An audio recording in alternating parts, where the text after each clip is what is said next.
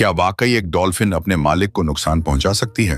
क्या वाकई डॉल्फिन ने जेसिका को खा लिया? वो डॉल्फिन जिसे बचपन से प्यार दिया गया, जिसके साथ खेल खेला गया, तरबियत दी गई, शो करवाए गए और जो इंसानों से मोहब्बत की मिसाल समझी जाती थी। अगर एक दिन वही डॉल्फिन अपने ही मालिक को जख्मी कर दे, तो क्या यह मोहब्बत खत्म हो गई या उसके पीछे कोई और कहानी छिपी है? दोस्तों, पूरी हकीकत जानने के लिए वीडियो आखिर तक जरूर देखें और अगर आपको ऐसी सच्ची और सबक आमोज कहानियां पसंद हैं तो चैनल को सब्सक्राइब जरूर करें। यह कहानी है जेसिका की, एक खूबसूरत और ज़हीन डॉल्फिन की, जिसने अपनी जिंदगी के पहले साल आजाद समंदर की गहराइयों में गुजारे।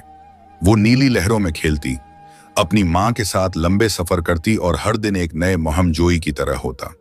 जेसिका बचपन से ही शरारती और तजस्सुस भरी थी। वो कभी मूछियों के झंड का पीछा करती, कभी समंदर की सतह पर छलांग लगाकर बाहर का मंजर देखती। समंदर उसका घर था और आजादी उसका सांस। लेकिन एक दिन उसके समंदर का सुकून टूट गया। सुबह के वक्त जब धूप की पहली किरण पानी पर पड़ी, कुछ बड़ी कश्तियों ने समंदर का रख किया। उन कश्तियों पर ऐसे जाल थे जो आम माही गेरों के जाल से कहीं मजबूत और बड़े थे। मछलियों के बजाय उन जालों का हदफ डॉल्फिन थी।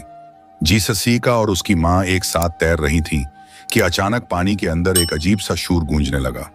यह वो शोर था जो इंसान अपने मोटर इंजन से पैदा करते हैं। जेसिका डर गई, मगर मां ने उसे करीब रहने का इशारा किया।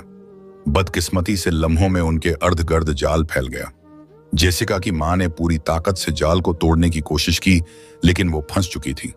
जेसिका भी यह सब देख रही थी, मगर उस दिन वो आम दिनों की तरह प्रजोश नहीं थी।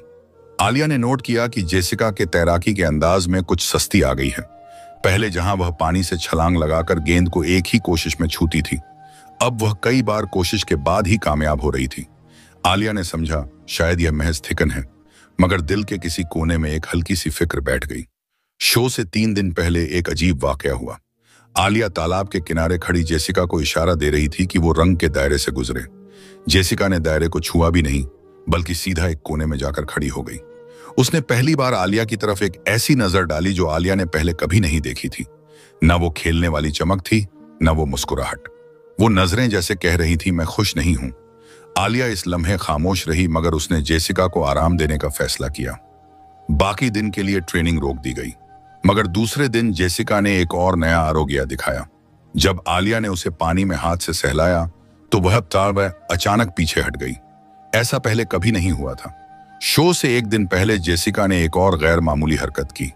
जब एक और ट्रेनर उसके तालाब के पास आया तो जेसिका ने पानी जोर से छींटा और ऊंची आवाज में आवाज निकाली।